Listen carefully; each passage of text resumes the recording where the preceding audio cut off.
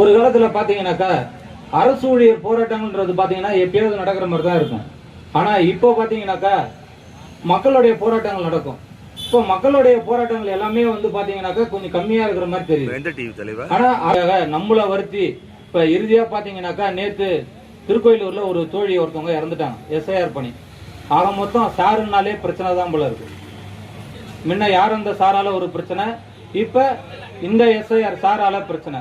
இப்ப இதே மாதிரியே வந்து தொடர்ச்சியா போயிட்டு இருக்குனாக்கா இதுக்கு மிக முக்கிய காரணம் ஒவ்வொரு தனி மனிதனும் நம்மளுடைய ஒவ்வொரு அரசு ஊழியரும் இதுக்கு பொறுப்பேற்றுக்கணும். அது அவங்கள மட்டும் குத்த சொல்லக்கூடாது.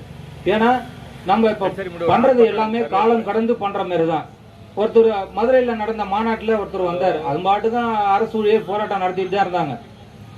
ஆனா அவரே வந்து வாண்டடா வந்து என்ன சொன்னாரு, உங்களுக்கு அதை செய்யறேன், பழைய ஓய்வூதிய திட்டத்தை கொண்டு வரேன், உங்களுக்கு நிறைய வேலை ஆளு எடுக்கிறேன், எல்லாத்தையும் அவரா சொன்னார். நம்ம பாட்டுக்கு எங்கேயாவது போராட்டம் நடத்திட்டு கம்முன்னு போயிருக்கோம். சொல்லிட்டு ஓட்டை வாங்கிட்டு அவரு போயிட்டு 4.5 வருஷம் ஆகுது.